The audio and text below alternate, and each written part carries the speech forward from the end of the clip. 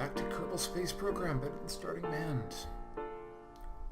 So, after the challenges we had in the last episode, you've all given me some excellent advice, and I'd like to make a particular thanks to Lyowen, John Larson, and Sean Patterson, three of my regular commenters, for giving me the advice I needed to design our next mission profile. So the LVT-15 rockets that we've been using, these guys right here, are just, they're slightly heavier and slightly less efficient.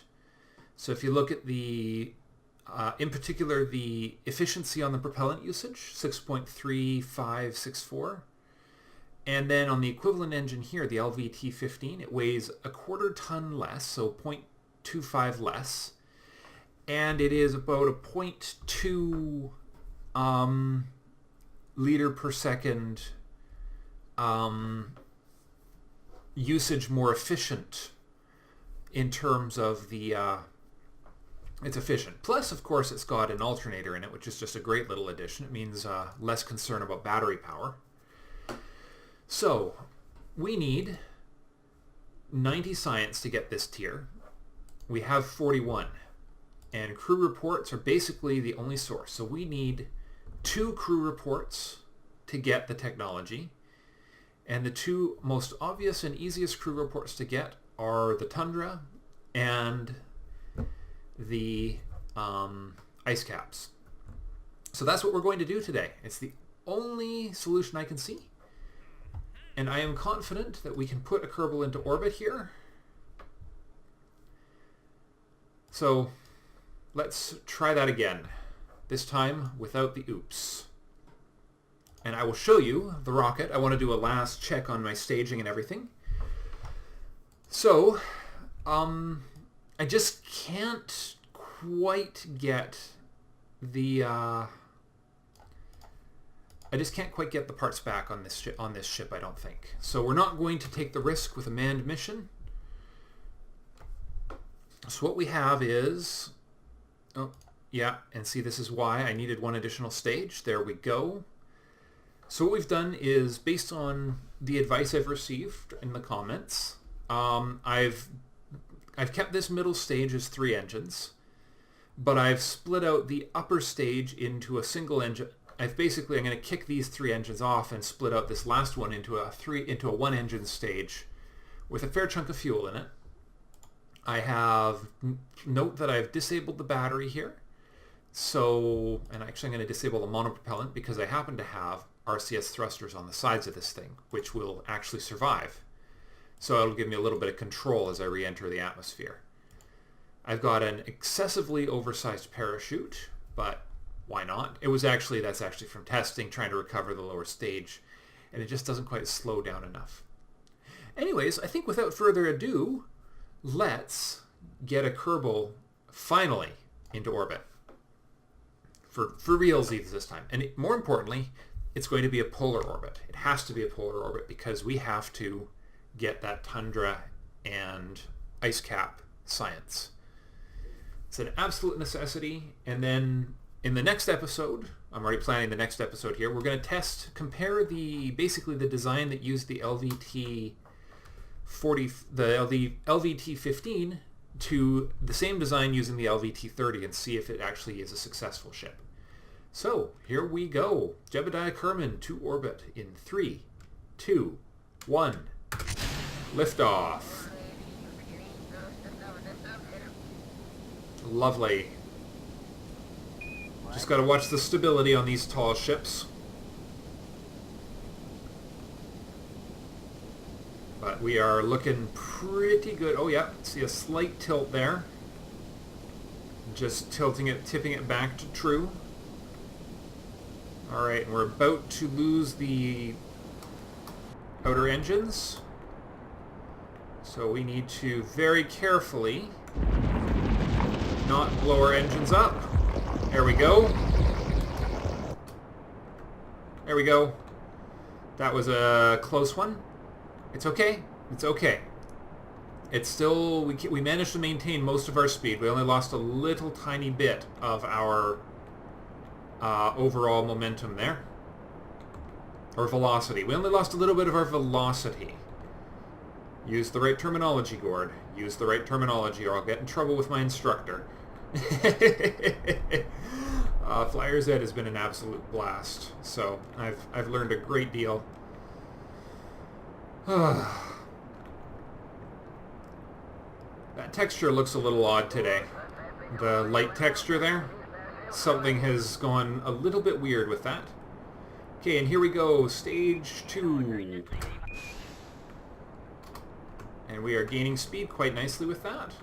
We are at 10,000, which means it is time to turn on the RCS and tilt us to the north. Let's do it from this side, so we're turning the direction we're accustomed to. A little bit more. Lovely. A lovely 45-degree angle. Now let's just drop that engine ever so slightly because our engines are heating up. Oops, stop. There. That's where we want to be. Right about there. Okay. Get that mouse out of your guys' way. It doesn't need to be there anymore. I apologize if I forget and leave it sitting in front of something. It's way more valuable to me to have that thing visible so I can actually indicate things to you guys on the screen. It's just one of those things about recording, you know. I can actually choose to not have it visible, but then I'd be waving my mouse around something telling you, hey, look at this, and there won't be any this to look at. Funny stuff. That'd be a bit of a non sequitur if ever there was. Excellent. We're at 52 already, and about to discharge our... And we're going to go to a 60-degree angle here and continue. We are accelerating. We are lifting. In fact, we can go even a little further. Oop. Whoa, whoa, whoa, whoa, whoa. What's that overheating there, man? Holy smokes. Okay, we are gaining our altitude nice and fast there. We're going for the absolute minimum, maybe 71, 72. So we don't want to gain, we don't need to gain it any faster than we already are. And in fact, we got to be careful that we don't get too far away from our apoapsis, or we will actually waste energy. Come on, get us back towards our target. Okay. 1 minute to apoapsis. We will nudge our nose down just a little further and start accelerating once again. Because we want a little bit going into our apoapsis, but an absolute minimum. So, yeah. A reusable space program is a very hard thing when you have to contend with atmospheric effects, isn't it? Okay, 30 seconds to go. Let's give it a little more juice. I think the next engine might actually be a little less prone to overheating too, which would be nice, wouldn't it? There we go. Looking good. Looking good. Still got half a tank of gas, and we only have 200 kilometers worth of periapsis to erase. 100, 130, 100, 60, 50, 40, 30. All right, and kill it because our apoapsis is drifted away a little. We are still not officially in orbit. Yeah. All right. So let's just aim ourselves in the right direction here. Give ourselves a tiny bit of time acceleration here. And then we'll do our final burn. Here we go. Bringing it up nice and gentle. There's no sense in rushing, because if we rush, we'll just put more energy into our apoapsis. We don't need to do that at this stage. It's plenty high enough, but we can put a little bit more into our periapsis. Whoa! Orientation change, which means we are almost in orbit. Okay, just a little further.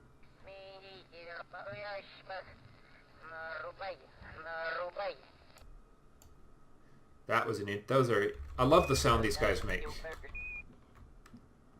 Okay. Nearly officially in orbit. We just have to get that number over 70. Okay. Okay. Launch Jebediah Kerman. Now, how do I tell it that we are in orbit? What is the factor that tells us that this is an actual successful orbit? I may have to pause and check that, because there might be something I actually have to toggle or something to make this happen. Crew report. We don't need to do that. Come on, is it an orbit or is it not? I wonder if something weird's going on with that, or if I have to do a full orbit before it'll consider it an orbit. That might be worth considering. In which case we're going to have to monitor that life support pretty carefully here. Alright, well I'm going to quick save right here, just in case of unexpected issues. And hopefully in a moment we will be arriving at some tundra, because there it is right there, or some ice caps. There we go. Nice stable view. That life support is going fast though.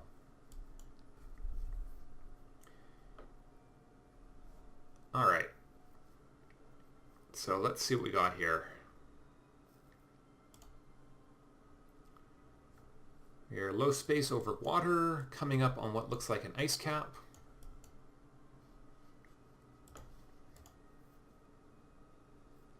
That life support is dropping fast. Oh, we are over the ice caps. Crew report. Keep the data. Okay, that's 50% of the needed. Oop. Nothing serious, just an alarm, a reminder that I'm supposed to actually go exercise right now, but that ain't happening today. Not on Christmas Eve. It's actually Christmas Eve right now, in case you guys are wondering, dating my content and all that. But I've managed to sneak this in. I've been granted permission to spend half an hour. And there is our crew report for Tundra. Done and done.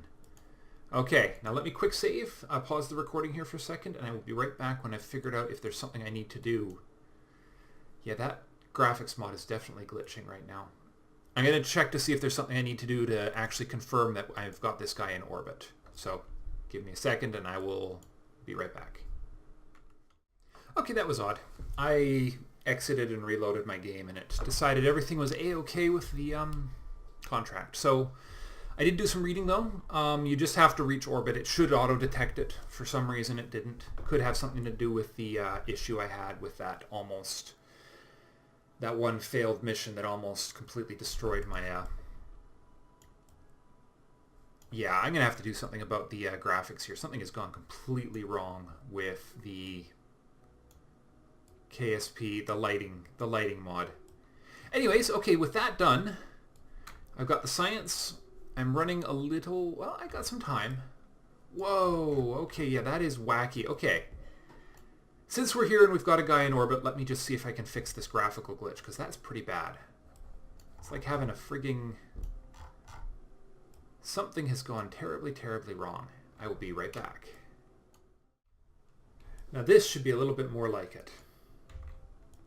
All's well with the world, but check this out. Look at that. That is the way it was supposed to look. That's what I bought it for. So apparently, for those of you who might run into this problem yourselves, look at that. It's apparently something about certain Windows updates makes TGA files weird. The mod comes with both a TGA version of the texture and a PNG version of the texture, but the TGA version of the texture will sometimes cause the game to glitch and create that half of the world covered in lights effect, which is really very weird. Anyways, nothing to worry about. So now we just have to worry about... I don't think we're going to go over a Badlands area. Although if we are going to, it will happen soon. If we go over it on this orbit, it's going to be on our way south, I think. It's on this continent, isn't it? Or is it on... Yeah, no, it's on this continent right here. So it's, if we're lucky, if we're exceptionally lucky, we might have enough time. We might have enough time to go over a Badland before our juice runs out in our life support. See how far along we are. Just coming over the continent, but look at that. Now that is the way lights are supposed to look from space. I quite like the way they've done it. Lots of coastal cities, maybe not perfectly lined up, but it's a darn sight better than having nothing, let me tell you. Okay, 15,000 to go. That's 1/4 of our life support gone.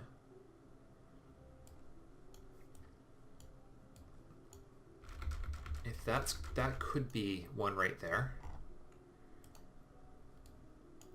Highlands, no, that's a mountain then. We're just going to keep... Oh, no, apparently it won't let me keep that opened.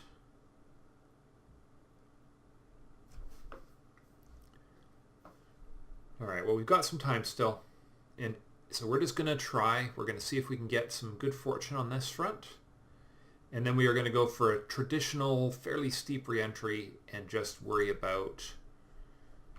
No, it doesn't look like we're going to get a Badlands encounter. And I don't want to take too many more risks with this flight, so we are going to burn retro and send ourselves to the ground. I could theoretically do the super slow re-entry, but I don't know if this ship can handle it. I really don't want to risk my Kerbal here, because he carries the knowledge that will make future ships actually recoverable. So let's not waste time. Let's bring her down. That should be sufficient. Let's see. So, yep, still maximum battery, maximum monopropellant. And we are going to land somewhere in the South Pole Ocean. Or no, we're going to be halfway around the next orbit before we start. Well, of course, we're going to have re-entry slowing us down. You watch, we'll land right on the bloody Arctic ice cap. Antarctic ice cap. That'll be a hell of a place to land, wouldn't it? It's a neat view, though. Look at that. It's a very cinematic view of the world right there. As we come around, and it actually feels like it's overhead. Of course, that's just the bias of the way we've got it oriented on the computer screen. But that looks kind of cool. All right. Yeah, that's right, Jebediah. You tell him.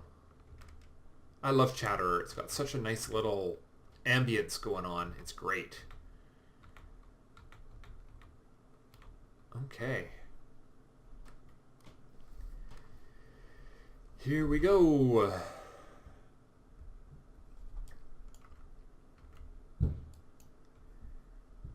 We are going down. I know doing this is not a good idea, but we're just going to get a little ways down here. Hoping that we're going to not land in the Arctic ice cap, which would be good. Because look at the mountains in this Antarctic ice cap. That's quite the... Alrighty. I love the Kerbalish. Ooh. Look at that. It's an aurora, as seen from above. A few texture glitches down there, nothing too serious. Okay. Bringing her in. Safe and sound, Jebediah Kerman. Oh, there we go. You see that? Did you guys see that? That was beautiful. Come on, slow down. That was gorgeous. Just got a brief glimpse of it, but that was pretty nice. That was a pretty nice shot. Okay, we're coming down into the middle atmosphere in just a second. Our periapsis is dropping fast now.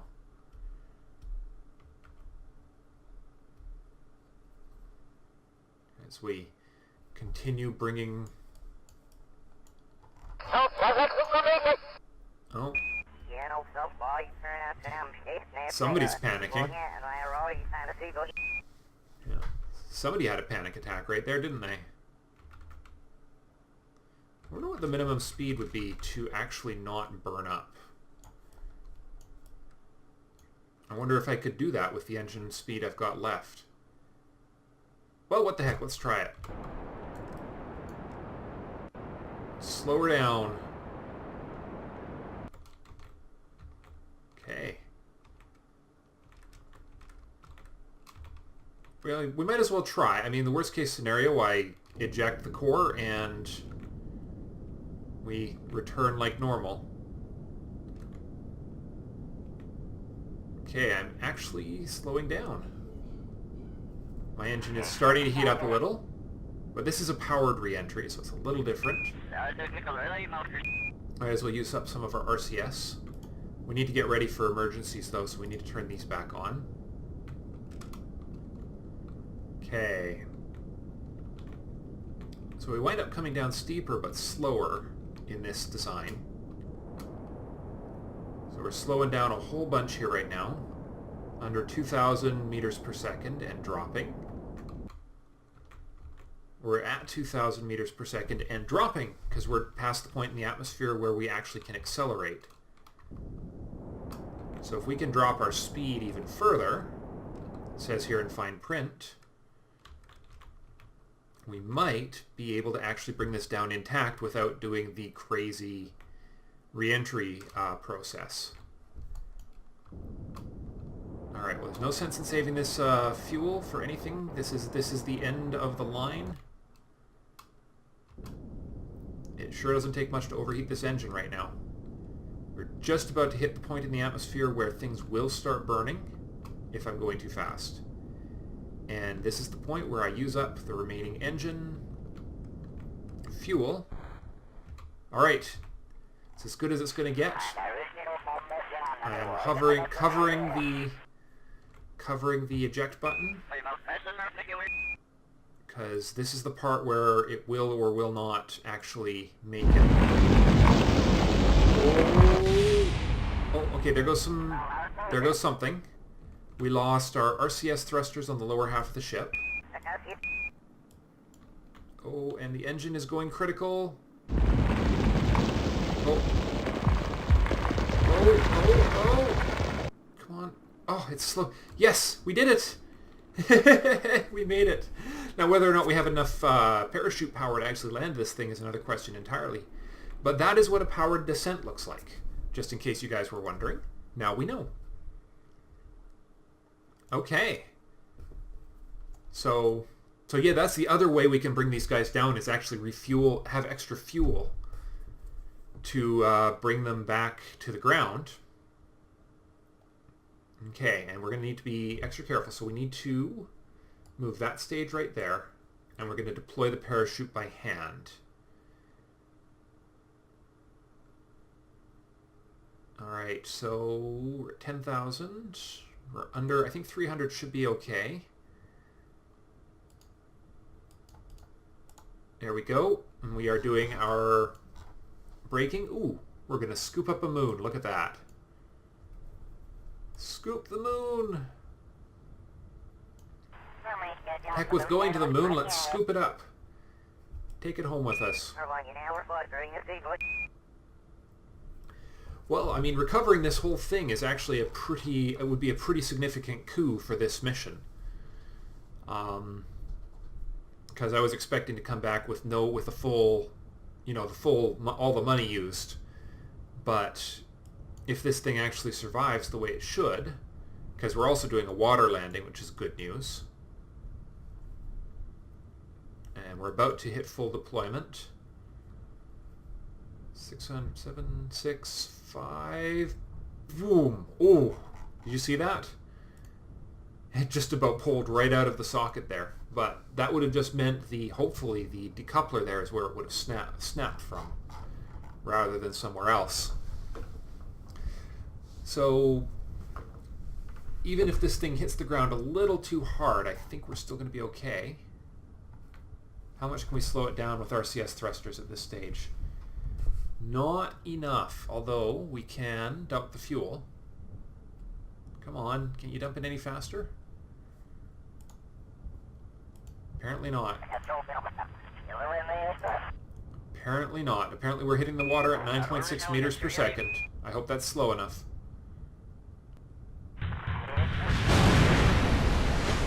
The answer is not slow enough to save the parts of the ship. Too bad. Too bad. That was kind of funny though.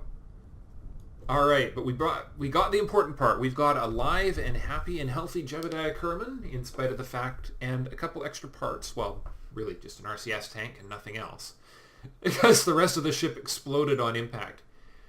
And we've got a crew member back alive, and some parts recovered, and Jebediah Kerman returned. Now, where's our... Okay, the recovery mission's being weird too, apparently. Well, that's interesting. That is very interesting indeed. Alright, well, I'll have a look at that and be right back in 2 seconds. Much better. We have the monies now. We have set... Put a Kerbal into orbit has been completed. Somewhere around here.